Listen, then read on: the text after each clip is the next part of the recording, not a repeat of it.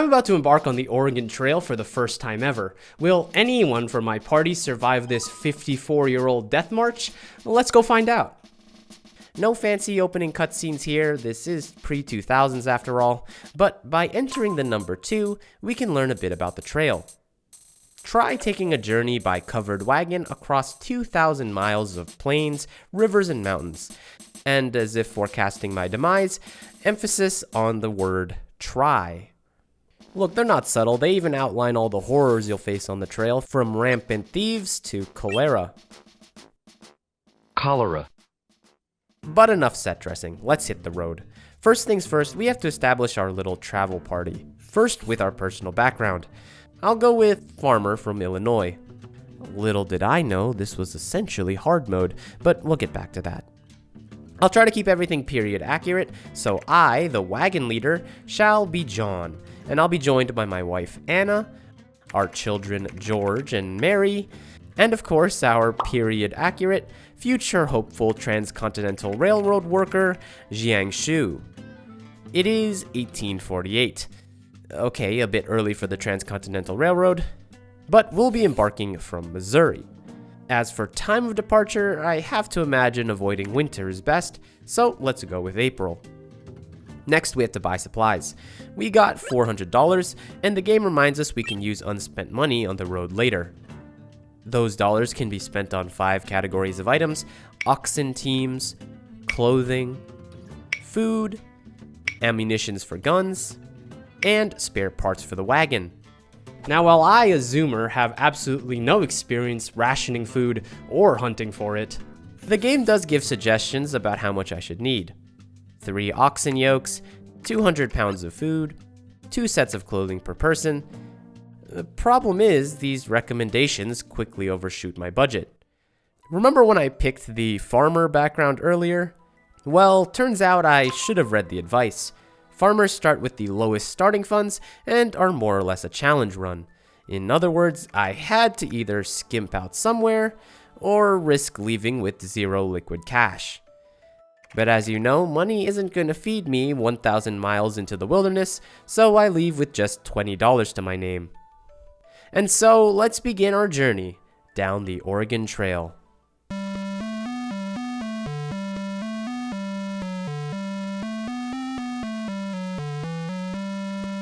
And here is our main command center. From here we can do everything from checking our current supplies, to managing our ration usage, to just straight up plowing on ahead. But since we're well stocked, let's hit the road. The travel screen repeats basic information, but it also includes distance traveled and distance to our next landmark, or stopping point. Most importantly, we can hit enter to stop the cart and pull up our general actions menu. But after just 6 days, we meet our first landmark and our first river.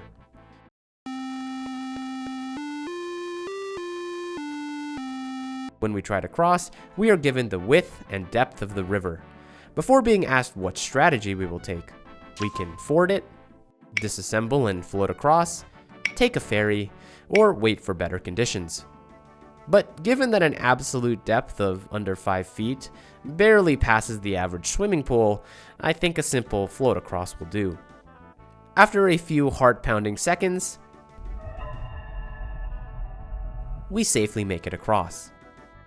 Again, with a surplus of supplies and good health, we prioritize traveling, and soon we arrive at the next river. In the 10 days since departure, we've used up almost 200 pounds of food, so I begin a slight rationing from filling to meager. Quite a big jump for just one peg down. Regardless, we have a river to cross. This time the river's not just much thinner, but barely 3 feet deep in the middle, so I decide to be aggressive and simply ford across. Unfortunately, I forget that I drive a wagon made for ants, and the 3-foot depth is a bit too deep, causing the death of 2 oxen and the loss of 250 pounds of food. Seriously though, the average oxen is like 6 feet tall. I have no idea how this happened. At the very least, we do end up on the other side, down nearly 450 pounds of food from the start of our 12-day journey. So let's fix that. After all, I have 84 bullets sitting doing nothing for me, so let's try out hunting. I'll be honest, the hunting controls are a bit clunky. First off, walking is a toggle, and secondly, we aim directionally with the numpad. But it's a bit clear once we get into it. Here you can see me flawlessly gun down a buffalo and rabbit, but easily the worst part of the hunting minigame is navigating. First off, obstacles are much bigger than they seem, with these two trees completely stonewalling me. Then, when I try and go south, the carcass of the first buffalo extends much further than it looks and keeps me locked in. Either way, 2 buffaloes and 2 rabbits is a huge haul.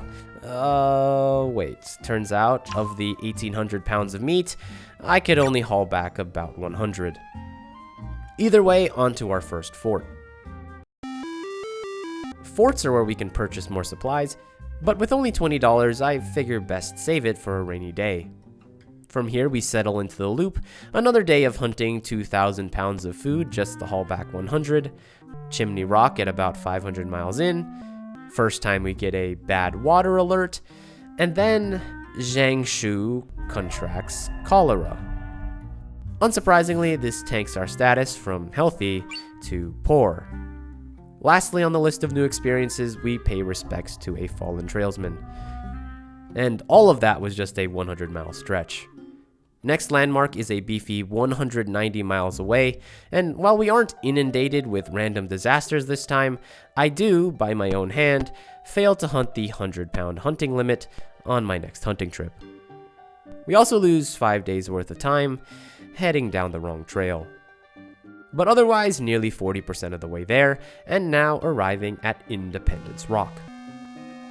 But like most places, it's barely a 5-second stop. Hunting can often come down to a little bit of luck, not only in obtrusive trees making navigating a nightmare, but with random animal spawns halfway across the screen.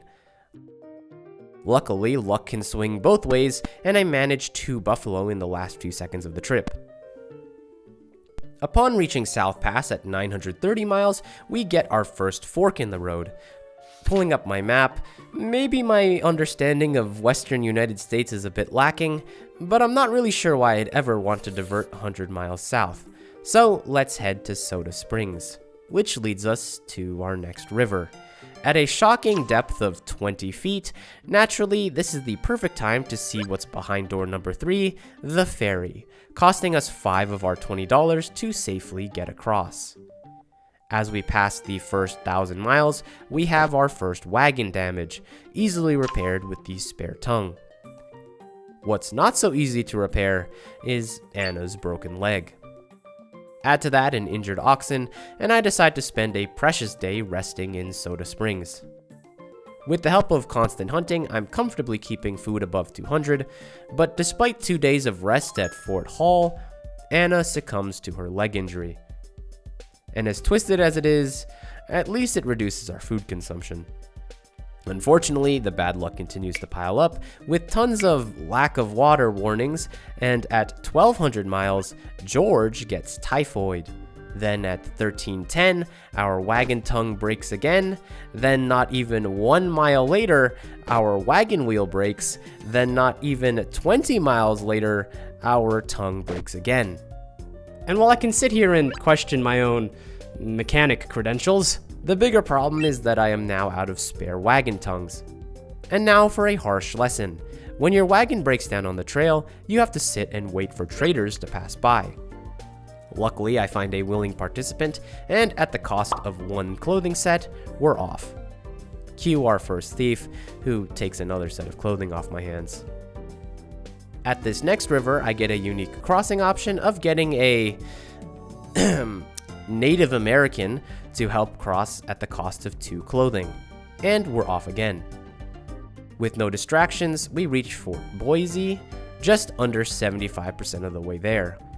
Jiangsu, survivor of cholera, contracts typhoid this time. And again, I might just be the worst mechanic on the trail, and I'm forced to sit and wait for another wagon tongue. Unfortunately, this time it takes around 8 days of sitting still for someone to offer the tongue at the cost of my last axle. Hopefully not foreshadowing. Because of course the real joke is that I break yet another tongue. Perhaps even more worrisome is the fact that I'm nearly out of bullets, my main source of replenishing food. Then, by far my most dangerous decision yet, one wagon tongue for 79 of my remaining 95 pounds of food. Next time I go hunting, I better make those 4 bullets count. Here are those tense moments.